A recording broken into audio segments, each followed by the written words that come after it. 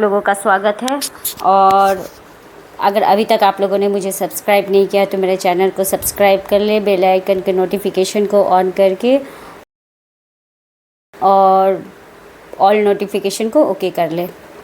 तो चलिए बिना लेट किए हुए अपना टॉपिक का शुरुआत करते हैं। और आज का जो टॉपिक मैं चुनी हुई हूँ वो कैंसर है। और कैंसर चुनने का मेन रीज़न रहा है कि किसी ने मुझे मैसेज किया था कि मैं इस टॉपिक पे आज का जो मेरा वीडियो है मैं उसको शूट करूँ। तो मुझे थोड़ा कन्फ्यूज़न हो रहा था कि मैं टॉपिक अगर चूज़ करूँ तो कहाँ से करूँ, कैसे करूँ, नहीं करूँ, मुझे कुछ समझ में नहीं आ रहा था। तो मैं कुछ चीज़ जो अपने कम्युनिटी लेवल पे मैं फेस कर रही हूँ, मुझे फ़ील हो रहा है, मेरे पास जो डाटा आ रहे हैं उस चीज़ से रिलेटेड मैं आज कैंसर का फर्स्ट पार्ट आपके साथ शूट कर रही हूँ। जो मेरा फर्स्ट पार्ट है वो है कैंसर जो बिहार में बढ़ रहा है, जिस लेवल पे बढ़ रहा है उससे रिलेटेड है।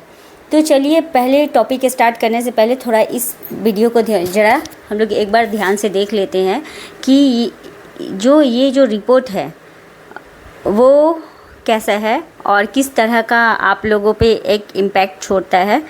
ज़रा इसको ध्यान से देखते हैं। इसकी यहाँ कोई जांच नहीं है। कैंसर नाम सुन करके ही पूरा परिवार बिल्कुल इतना हताश हो जाता है जो उसके नज़दीक में भी नहीं कोई जाने के लिए तैयार होता है।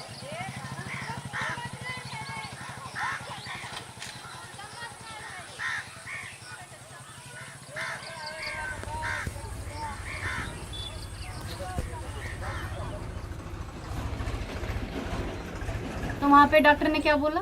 कल के एकरा कैल्सन हो गया, एकरा ले जाइए पटना कि चाहे दिल्ली ले जाइए।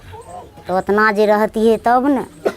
तो इलाज वगैरह नहीं करवा पाए आप लोग? नहीं, कथे नहीं कर रही, पैसे नहीं रहे तो कतः करती, पैसे नहीं रहे तो कतः से करती है। एक सिर कमा के लाभ रही तो एकरा के पोसती है क्यों करा।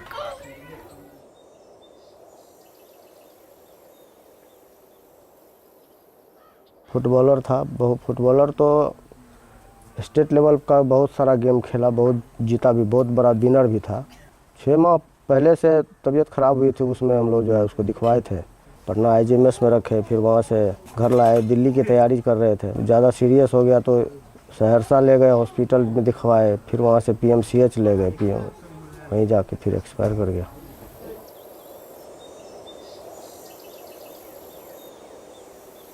कोई सुनने वाला सरकार थोड़े वो इलेक्शन के लिए अभी पागल है अपना, तो इससे कहाँ हॉस्पिटल जाइए, कोई थोड़े है कोरोना सेंटर बना दिया है। तो भगवान भगवान कर रही है मेरा कैसे दम निकल जाए, हम चले जाए इस दुनिया में।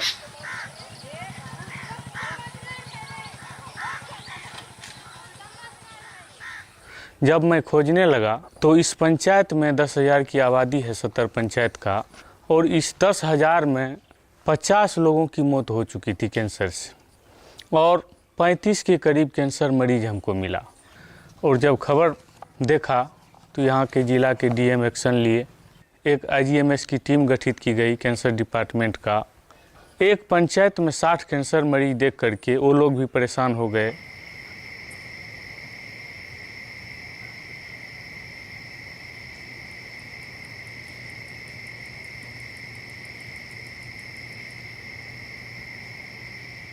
आज ये महंगा इलाज है, लोगों के बीच पैसा नहीं है जो लोग इलाज करा सकता है।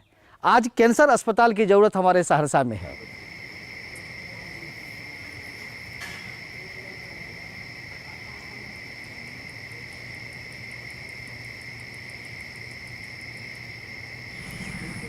कैंसर इस वक्त देश की एक बड़ी समस्या के रूप में उभर रहा है। बिहार के सहरसा में मैं 3 अलग अलग गाँवों में गई और 3 अलग अलग सामाजिक और आर्थिक पृष्ठभूमि के लोगों से बात की जिनके यहाँ पर कोई कैंसर पेशेंट था या है। लेकिन लोगों को नज़र नहीं आ रहा कि वो इस कैंसर से किस तरह से निपटें, क्योंकि उन्हें स्वास्थ्य सुविधाएं उस तरह से उपलब्ध नहीं हैं। जो देखने में आ रहा है वो ये कि यहाँ कम से कम सरकार को एक जांच वीडियो में जैसा कि आप देख रहे हैं, एक BBC न्यूज़ चैनल है, उसके रिपोर्टर्स 2 ऐसे रिपोर्टर हैं जिन्होंने इस चीज़ को सामने लाए हैं। बिहार का एक ज़िला है जहाँ की 10,000 के पॉपुलेशन पे कम से कम 50 मरीज उन्होंने फाइंडिंग किया जो कि कैंसर से पीड़ित थे, जिनकी मृत्यु हो चुकी है, कुछ जीवित हैं, और ये सिर्फ गीता संजीव नहीं है। इसमें बहुत सारे ऐसे कहानी है, ये आम जनता की कहानी है, आम जनता का दर्द है। और असल मामले में अगर हम लोग बात करें ग्रामीण इलाकों की, तो वहाँ पे अगर आपको कैंसर हो भी जाता है ना, तो आप फाइंडिंग नहीं कर पाते हैं कि आपको कैंसर है। क्यों? अगर आप एक सरकारी डॉक्टर है या फिर मेडिकल स्टाफ है और आप चाह रहे हैं कि मैं ग्रामीण लेवल पर जाऊं और जाकर कुछ सिम्टम्स लक्षण के अनुसार शारीरिक कुछ बदलाव आ रहे हैं, कुछ वैसा सिम्टम्स है जो दिख रहा है, मुंह में घाव है या कुछ गांठ वगैरह है, और मैं मरीज करके उसको शहर में ले जाकर उसकी इलाज करवाऊँ, ये असंभव है। और ये भी बात सही है कि जो ग्रामीण है, कैंसर का इलाज इतना महंगा होता है कि हम मिडिल क्लास वाले तो उसके अफोर्ड ही नहीं कर पाएंगे। और वो जो गांव में रह रहे हैं, खेती बाड़ी कर रहे हैं, मेहनत मजदूरी करते हैं, उनके फीमेल लोग गांव में है और जेंट्स लोग कहीं और किसी कंपनी में मजदूरी कर रहे हैं या फिर किसी के खेत में जुगाड़ी करके मुश्किल से अपना 2 समय का खाना निकाल पाते हैं, उनके लिए कैंसर का इलाज कर पाना बहुत ही मुश्किल है। और आपने रिसेंटली एक न्यूज़ भी सुना होगा, और अगर नहीं सुना है तो मैं दिखा देती हूँ। हमारे माननीय सुशील कुमार मोदी जी की मृत्यु भी दुर्भाग्यवश कैंसर से ही हुई थी। थोड़ा इस पे भी ध्यान देते हैं। बीजेपी के राज्यसभा सांसद और बिहार के पूर्व deputy CM Sushil Modi cancer से जूझ रहे हैं। सुशील मोदी ने खुद सोशल मीडिया प्लेटफॉर्म एक्स पर इसकी जानकारी दी है। उन्होंने लिखा कि पिछले 6 माह से कैंसर से संघर्ष कर रहा हूं, अब लगा कि लोगों को बताने का समय आ गया है। लोकसभा चुनाव में कुछ नहीं कर पाऊंगा, प्रधानमंत्री को सब कुछ बता दिया है। देश, बिहार और पार्टी का सदा आभार और सदैव समर्पित। मोदी जी का जो रिपोर्ट था वो एनडीटीवी न्यूज़ चैनल के द्वारा दिया गया था, और मेरा दिखाने का ये जो न्यूज़ है, ये रीज़न था कि उन्होंने लास्ट में, जब आपको याद भी होगा इलेक्शन का टाइम, जब काफ़ी ज़ोरों शोरों से इलेक्शन चल रहे थे, तो उस समय एक न्यूज़ आया था फ्रंट लाइन में कि सुशील मोदी जी का एक मैसेज आया है कि उन्होंने सारे जितने भी बात है वो सारे पीएम को समझा दिए हैं, और वो 6 महीने से कैंसर से जूझ रहे हैं। तो जब उनके जैसे नेता, जिनके पास पैसे की कमी नहीं है, फाइनेंशियल वो पूरा स्ट्रांग है, वो पैसे होने के बावजूद, और ना ही कोई उन्हें रोक सकता था कहीं जाने से, वो इतना अफोर्ड कर सकते थे कि हायर लेवल तक वो ट्रीटमेंट ले रहे थे। उसके बावजूद भी जब वो कैंसर से नहीं बच सके, तो आम जनता को हम लोग कैसे बचा लेंगे। तो बात ये है कि कैंसर अगर हो गया है तो आप मन से निकाल दीजिए कि मे बी आप शायद रिकवर हो सकते हैं, लेकिन अगर आपका फर्स्ट स्टेज है तो कुछ लेवल तक आपको प्रिवेंट किया जा सकता है।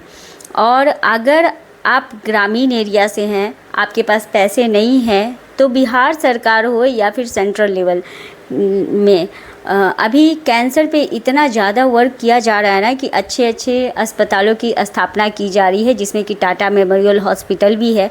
मैं इसके बारे में थोड़ा डीपली बाद में एक और वीडियो डालूँगी। तो अगर आप ग्रामीण लेवल से हैं और आपके साथ कुछ जो सिम्टम्स है वो आपके शरीर में शो हो रहा है, तो आप बेझिझक किसी भी नज़दीकी स्वास्थ्य केंद्र में जाए या फिर जिला अस्पताल में जाकर अपना कैंसर स्क्रीनिंग टीम से आप मिले, अपना जांच करवाए। फ्री ऑफ कॉस्ट आपको सारा जांच वहाँ होगा। अगर हो सकता है कुछ वैसा जैसे कि बायोप्सी होता है, तो बायोप्सी वैसे कुछ जांच हो जिसको कि बाहर भेजना होता है, तो ये इसमें आपको एकदम मिनिमम से मिनिमम खर्च आपको देना पड़ेगा। मे बी अगर एक अनुमानिक बोलूँ तो 500 से ज़्यादा नहीं आपको देना पड़ेगा, और वो आपका डिस्ट्रिक्ट लेवल पे ही हो जाएगा। अगर किसी तरह का फाइंडिंग होता है तो आपको रेफरल ट्रीटमेंट के थ्रू आपको सारा मेडिसिन भी प्रोवाइड किया जाएगा, कीमोथेरेपीज़ भी प्रोवाइड की जाएगी। आपको ये ज़रूरत नहीं है कि आपके पास बहुत ज़्यादा पैसा हो तभी आप कैंसर का इलाज करवा सकते हैं। कैंसर के इलाज से सबसे ज़्यादा ज़रूरी है कि आपके शरीर में अगर शुरुआती दौर में ही कुछ लक्षण आपको दिख रहे हैं, तो आप बेझिझक अपनी जो भी नियरेस्ट स्वास्थ्य केंद्र है आप वहाँ जाकर अपने बारे में जानकारी वहाँ पे दें और अपना इलाज करवाएं। आप लोग अगर पहले जैसे ही लापरवाही बरतेंगे, स्पेशली अगर बिहार से हैं, तो आपके लिए सरवाइव करना बहुत मुश्किल है। अगर आपके शरीर में थोड़ा सा भी कुछ भी चेंजेस आपको दिख रहा है, कोई ऐसा जख्म है जो कि लंबे समय से है, बढ़ नहीं रहा है, आपके शरीर में कहीं वैसा गांठ है जो कि अचानक से वो हुआ है, या फिर आपका वेट लॉस हो गया अचानक से, या फिर गेन हो गया, बहुत ज़्यादा बढ़ गया है वज़न, कुछ भी वैसे बदलाव आपके शरीर में आ रहे हैं। महिलाओं की अगर वाइट डिस्चार्ज हो रहे हैं, जिसको भी बोलते हैं धात गिरना, महक के साथ आ रहा है, तो इस तरह के मुंह में कोई ऐसा घाव है, छाला है जो कि लंबे समय से आपका हीलिंग नहीं हो रहा है, वो बढ़ता जा रहा है, तो ऐसी परिस्थिति में मैं कहती हूँ कि ज़रूर से ज़रूर आप कांटेक्ट करने की कोशिश करें। ओपीडी भी आपका फ्री है, जाकर आप दिखाइए अपने ज़िला अस्पताल में।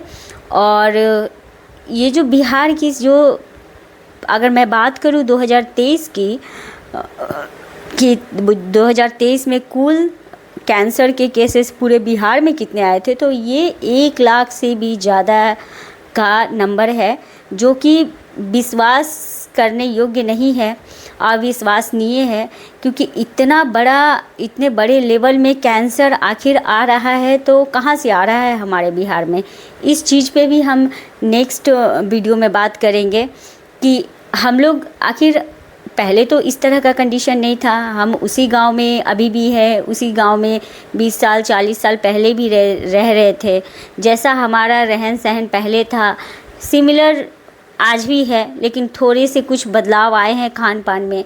तो कहीं ऐसा तो नहीं कि हवा में कैंसर है, पानी में कैंसर है, खाने में कैंसर है, या फिर हम जो कपड़ा पहन रहे हैं उसके थ्रू कैंसर है, क्योंकि क्वेश्चन बहुत सारे हैं लेकिन जवाब शायद नहीं मिल पा रहे हैं। बड़े बड़े जो साइंटिस्ट लोग हैं वो भी पता नहीं कर पा रहे, तो हम लोग कहाँ से हैं।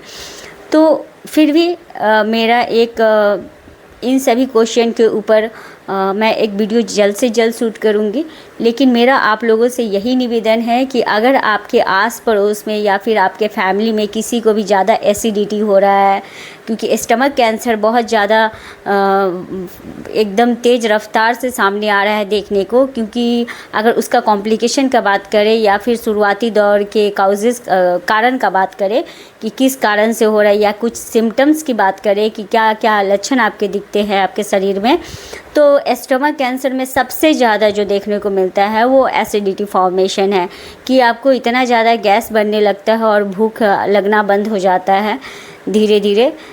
तो वो भी कई केसेस में ऐसा हुआ है कि लास्ट में ऐसा फाइंडिंग हुआ है कि वो स्टमक कैंसर है और 3rd स्टेज पे चला गया, तो उसको बचाना काफ़ी मुश्किल हो गया है।